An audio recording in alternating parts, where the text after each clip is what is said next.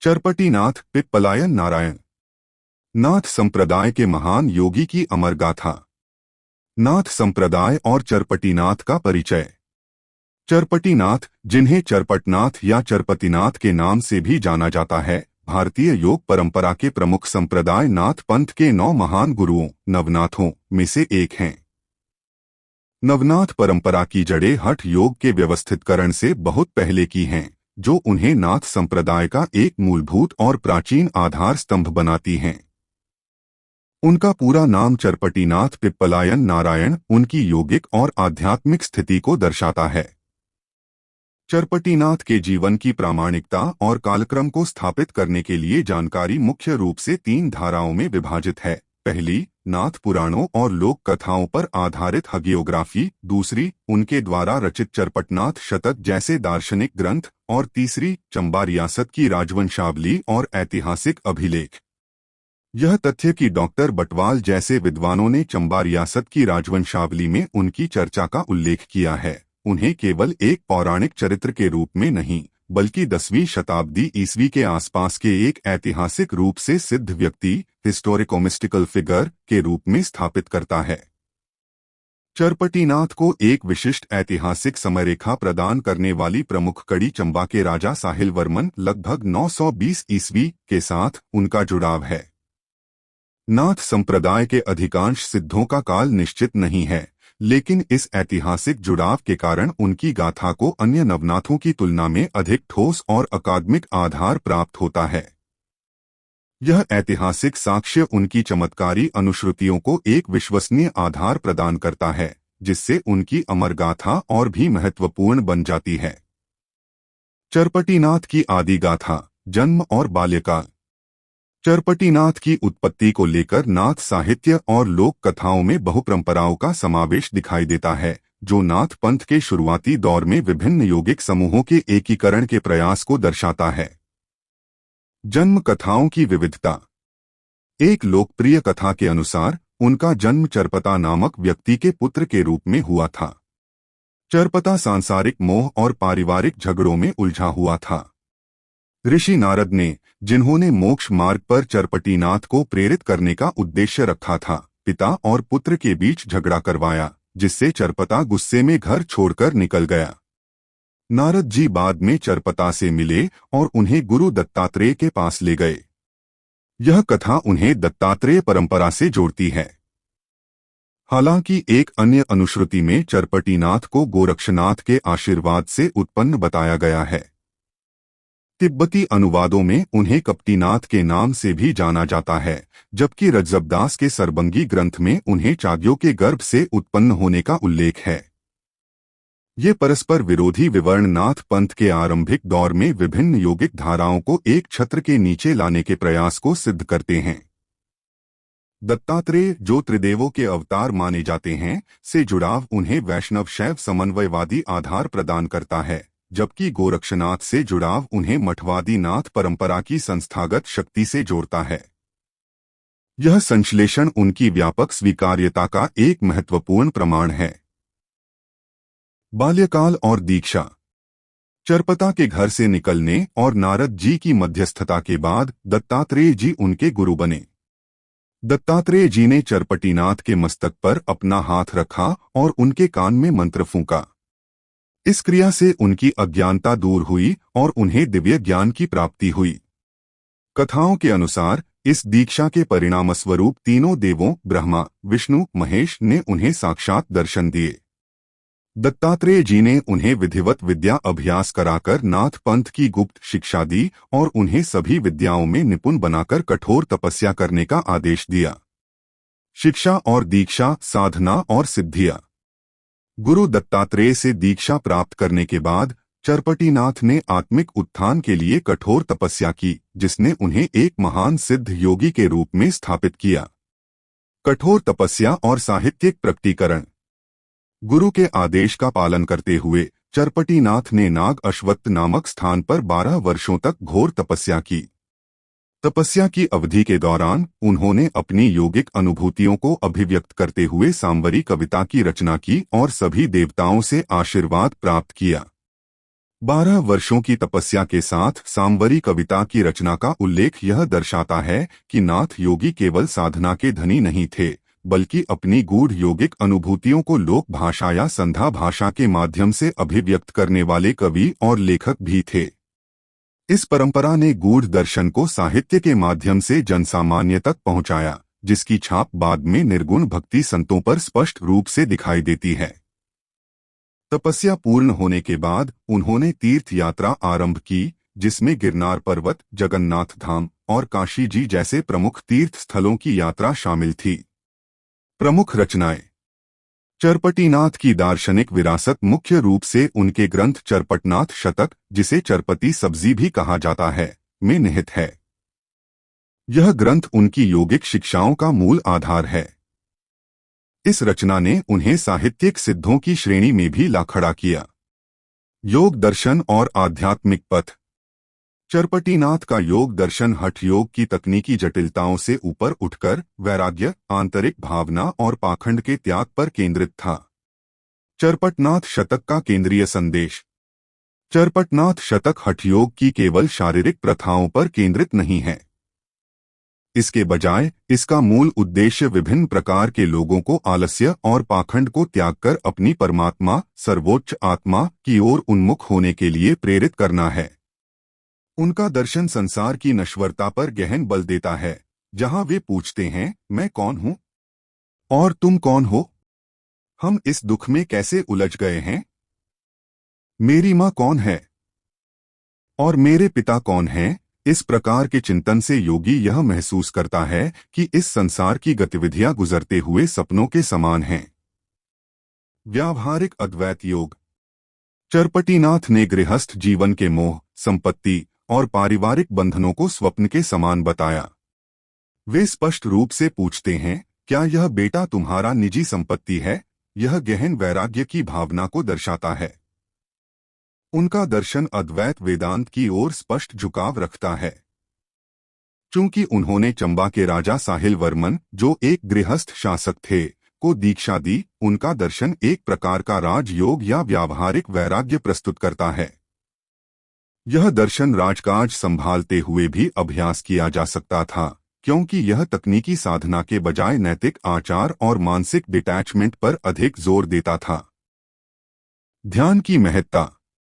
योग साधना में भाव, गहरी भावना की प्रधानता पर जोर दिया गया है, क्योंकि जब आप जप करते हैं तो भावना उसमें प्रधान होती है, तदर्थ भावन।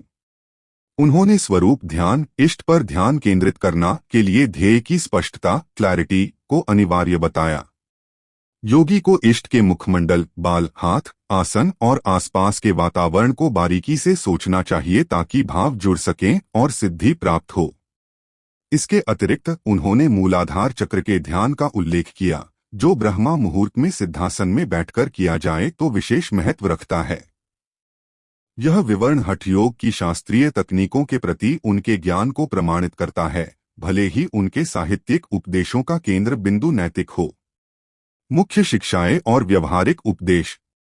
चरपटीनाथ की शिक्षाएं मुख्यतः नैतिक आचार, एथिकल कॉन्डक्ट पर केंद्रित हैं, जो आत्मिक प्रगति के लिए शुद्ध मन और वैराग्य को सबसे ऊपर रखती हैं। क्रोध और पाखंड की आलोचना। चरपटीनाथ ने क्रोध को आध्यात्मिक प्रगति का सबसे बड़ा शत्रु बताया। उन्होंने चेतावनी दी कि यदि कोई व्यक्ति अपने कल्याण के बारे में वास्तव में चिंतित है, तो उसे हमेशा के लिए अपने क्रोध के दुर्भाग्य का त्याग कर देना चाहिए, क्योंकि क्षण भर का क्रोध अनगिनत वर्षों की तपस्या से अर्जित सभी अच्छे कर्मों को जला सकता है। यह संदेश दर्शाता है कि योगिक शक्ति, सिद्धि भी नैतिक पतन से ऊपर नहीं है और नैतिक आधार सिद्धि के लिए अत्यंत महत्वपूर्ण है। उन्होंने धार्मिक पाखंड, हिपोक्रेसी की कड़ी आलोचना की। उन्होंने उस मूर्ख व्यक्ति की निंदा की जो अपने शरीर की स्वच्छता को लेकर जुनूनी है और दिन भर बार बार अपने अंगों को धोता रहता है। वह बाहरी रूप से तो चमकता है, लेकिन भीतर से वह सभी प्रकार की अशुद्धियों, विकारों से भरा रहता है। उनकी शिक्षाएं पाखंड को त्याग कर आंतरिक शुद्धि पर ध्यान केंद्रित करने का आह्वान करती हैं। गुरु की अनिवार्यता और वैराग्य। चरपटीनाथ ज्ञान प्राप्ति के लिए विनम्रता और गुरु कृपा की आवश्यकता पर बल देते हैं। उनका कहना है कि जो अहंकारी व्यक्ति यह सोचता है कि वह पहले से ही सब कुछ जानता है, वह गुरु की तलाश करने की परवाह नहीं करता है। ज्ञान मार्ग में गुरु को अनिवार्य बताना भारतीय परंपरा की आधारशिला है। उन्होंने अवधूत द्वंद्व से परे योगी को ऐसे जीने का उपदेश दिया जिससे वह दोबारा न मरे, पुनर्जन्म के चक्र से मुक्ति। यह उपदेश अमरत्व और मोक्ष की अंतिम योगिक खोज को रेखांकित करता है। उन्होंने वैराग्य को प्रमुख बताया, यह बोध कराते हुए कि न तो धन किसी का है, न घर और न ही पुत्र। उन्होंने स्त्री के संग की सुविधा में न फंसने की भी चेतावनी दी। चमत्कार और दंतकथाएं। चरपटीनाथ से जुड़ी दंतकथाएं उनकी अलौकिक शक्ति, सिद्धि और नाथ संप्रदाय के स्वतंत्र मार्ग की सर्वोच्चता का दावा करती हैं। देवताओं पर विजय। सबसे प्रमुख दंतकथा यह है कि चरपटीनाथ ने अपनी योगिक शक्ति से देवराज इंद्र सहित सभी देवताओं को पराजित किया था। उन्होंने एक गुप्त अस्त्र, जिसे वातकर्षण कहा जाता है, का उपयोग किया। यह अस्त्र प्राण या सांस को छीन लेता था और इसका ज्ञान देवताओं को भी ज्ञात नहीं था। देवताओं को केवल भगवान ब्रह्मा के हस्तक्षेप के बाद ही मुक्त किया गया। इंद्र को पराजित करने की यह कथा प्रतीकात्मक रूप से नाथ पंथ की योगिक संप्रभुता, योगिक सॉवरेंटी को स्थापित करती है। इंद्र वैदिक परंपरा के राजा और पदानुक्रम के प्रतीक हैं। उन्हें योग की गुप्त शक्ति, प्राणायाम पर पूर्ण नियंत्रण से हराना यह दर्शाता है कि आंतरिक योगिक ज्ञान और सिद्धि बाहरी धार्मिक या पारंपरिक शक्ति से कहीं अधिक शक्तिशाली है। यह कथा नाथ संप्रदाय के पारंपरिक ब्राह्मणवादी व्यवस्था को चुनौती देने और अपने मार्ग की सर्वोच्चता स्थापित करने की क्षमता को भी दर्शाती है। चिरंजीवी होने की मान्यता। नाथ परंपरा में यह दृढ़ता से माना जाता है कि चरपटीनाथ ने मृत्यु पर विजय प्राप्त कर ली है।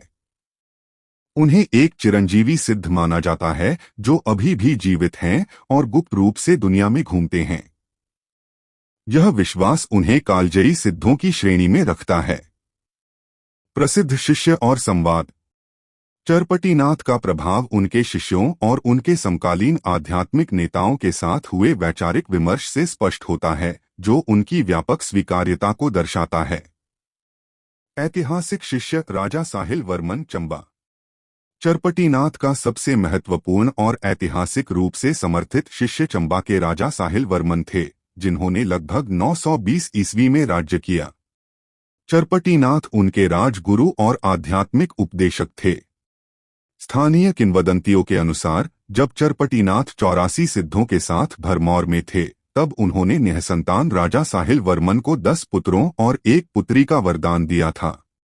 इस वरदान के सफल होने पर राजा ने चरपटीनाथ को अपना गुरु स्वीकार कर लिया। राजा साहिल वर्मन के जीवन और राज्य प्रबंधन में उनकी भूमिका ने चरपटीनाथ को एक राजनीतिक और दार्शनिक समन्वयक के रूप में स्थापित किया।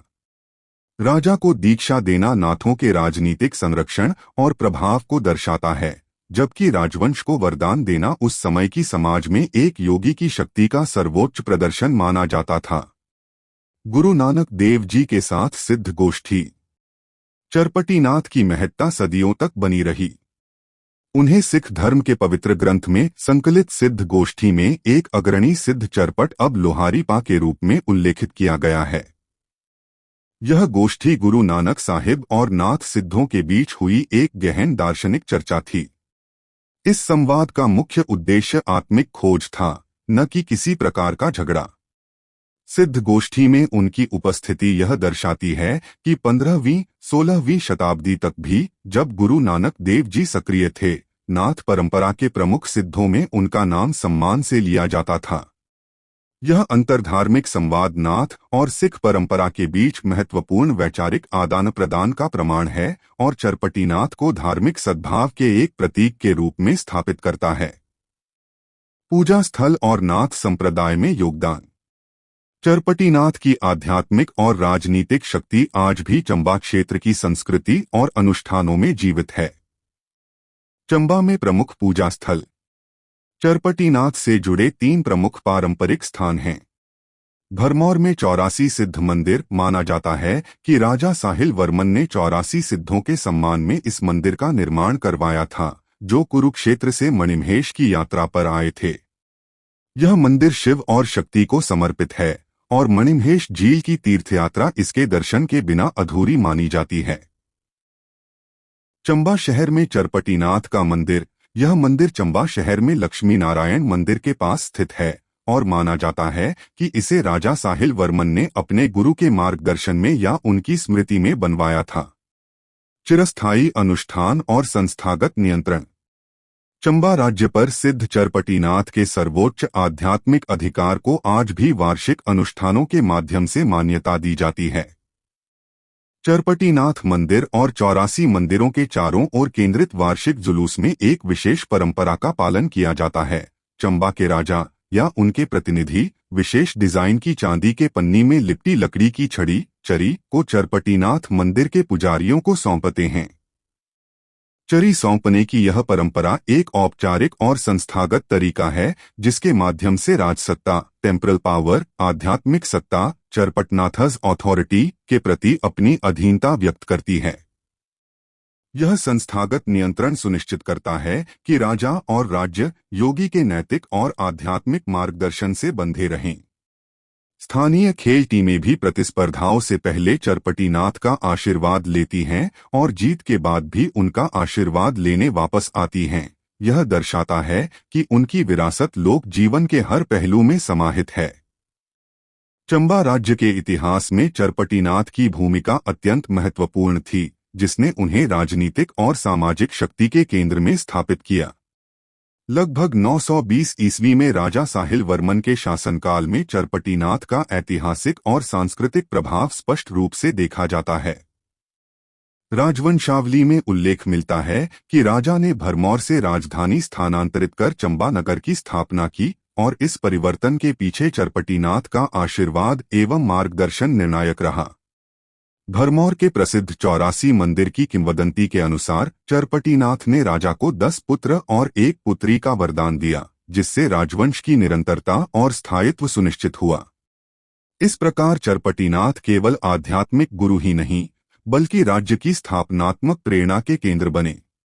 आज भी चंबा की परंपराओं में उनका प्रभाव जीवित है, विशेषकर वार्षिक चरी छड़ी सौंपने के अनुष्ठान में, जहां स्थानीय शासक और खेल दल उनका आशीर्वाद प्राप्त करते हैं।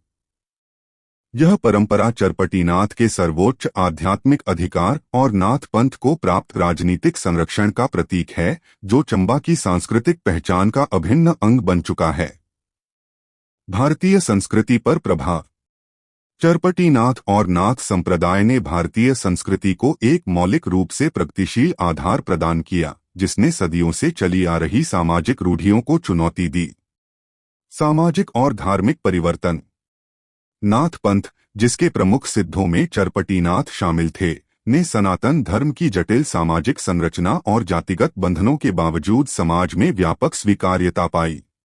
इस पंथ ने लोगों को बड़े बंधनों से मुक्त होकर ईश्वर तक पहुंचने का एक सरल और सीधा मार्ग सुझाया, जो जातिगत सीमाओं को तोड़ने वाला था।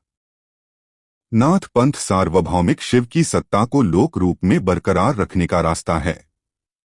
चरपटीनाथ का चंबा जैसे महत्वपूर्ण राज्य में राजगुरु होना इस लोकव्यापीकरण का एक उत्कृष्ट उदाहरण है, जहां राजशाही ने भी इस जातिमुक्त आध्यात्मिक मार्ग को अपनाया।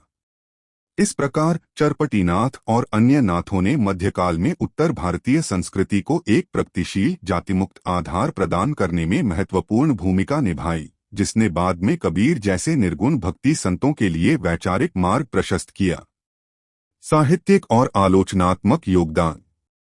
नाथों के साहित्य का महत्व हिंदी आलोचना के इतिहास में अत्यंत महत्वपूर्ण रहा है। आचार्य हजारी प्रसाद द्विवेदी जैसे प्रमुख आलोचकों ने नाथों और सिद्धों के साहित्य, जिसमें चरपट शतक भी शामिल है, की समीक्षा में समाज, इतिहास, संस्कृति, प्रगतिशीलता और तार्किकता का समन्वय पाया। यह दर्शाता है कि चरपटीनाथ का साहित्यिक योगदान केवल धार्मिक नहीं, बल्कि सामाजिक और ऐतिहासिक चेतना से भी जुड़ा हुआ था। आधुनिक महत्व और प्रासंगिकता। चरपटीनाथ की शिक्षाएं आज के समकालीन समाज के लिए भी गहन नैतिक और आध्यात्मिक मार्गदर्शन प्रदान करती हैं, जो समयातीत नैतिक मार्गदर्शन टाइमलेस एथिकल गाइडेंस का उदाहरण है। मानसिक स्वास्थ्य और भावनात्मक बुद्धिमत्ता। चरपटीनाथ का क्रोध को सबसे बड़ी तपस्या का नाशक बताने वाला उपदेश आधुनिक युग में भावनात्मक बुद्धिमत्ता, इमोशनल इंटेलिजेंस और तनाव प्रबंधन के लिए अत्यधिक प्रासंगिक है। यह सिखाता है कि आंतरिक शांति और मानसिक स्थिरता ही सच्ची आध्यात्मिक प्रगति का आधार है। उनकी शिक्षाओं का केंद्र बिंदु क्यों नहीं योग में प्रगति करते? कहाँ आलस्य में खो गए हो आधुनिक मनुष्य की लक्ष्यहीनता और मानसिक निष्क्रियता पर सीधा प्रहार है। उपभोक्तावाद और पाखंड की आलोचना। उनकी शिक्षाएं बाहरी दिखावे और पाखंड की तीव्र आलोचना करती हैं। आधुनिक समाज जो उपभोक्तावाद और सथीपन सुपरफिशियलिटी से ग्रस्त है, जहां लोग आंतरिक मूल्यों पर बाहरी छवि को प्राथमिकता देते हैं, उनके उपदेशों से मार्गदर्शन प्राप्त कर सकता है। मोह, संपत्ति और फैमिलियल स्वामित्व के त्याग पर उनका जोर आधुनिक भौतिकवादी जीवन शैली के लिए एक शक्तिशाली आध्यात्मिक प्रतिरोध प्रस्तुत करता है। नेतृत्व में नैतिकता। राजा साहिल वर्मन के राजगुरु के रूप में उनकी भूमिका आधुनिक नेतृत्व और शासन में आध्यात्मिक नैतिकता के समावेश का उत्कृष्ट उदाहरण है। यह सिखाता है कि सत्ता में रहते हुए भी मोह, अहंकार और क्रोध का त्याग कैसे किया जा सकता है। उनका दर्शन आधुनिक योगी या आध्यात्मिक साधक को अत्यधिक तकनीकी हठ योग के बजाय नैतिक और मानसिक स्थिरता को प्राथमिकता देने के लिए प्रेरित करता है, जो आत्म साक्षात्कार का सबसे सीधा मार्ग है। निष्कर्ष। महायोगी चरपटीनाथ पिप्पलायन नारायण का जीवन भारतीय आध्यात्मिकता के इतिहास में एक महत्वपूर्ण अध्याय है। वह नवनाथों में एक ऐसे सिद्ध के रूप में प्रतिष्ठित हैं जिनका अस्तित्व चमत्कारी कथाओं, देवों पर विजय और ठोस ऐतिहासिक प्रमाणों, चंबा राज्य के संस्थापक से जुड़ाव का दुर्लभ संगम है। उन्होंने नाथ परंपरा को केवल तकनीकी हठयोग का मार्ग नहीं दिया, बल्कि एक व्यावहारिक, नैतिक और अद्वैतवादी दर्शन प्रदान किया, जो चरपटनाथ शतक के माध्यम से सदियों तक लोगों को प्रेरित करता रहा। चंबा के राजा साहिल वर्मन के राजगुरु के रूप में उनकी भूमिका ने उन्हें एक आध्यात्मिक संप्रभुता प्रदान की, जिसका प्रतीक चरी सौंपने का अनुष्ठान आज भी उनकी चिरस्थायी उपस्थिति को प्रमाणित करता है। चरपटीनाथ की अमर गाथा वैराग्य, आंतरिक शुद्धि, अहंकार के त्याग और गुरु कृपा के महत्व पर जोर देती है, जो न केवल योग साधकों के लिए बल्कि आधुनिक समाज के प्रत्येक व्यक्ति के लिए प्रेरणा का स्रोत बनी हुई है।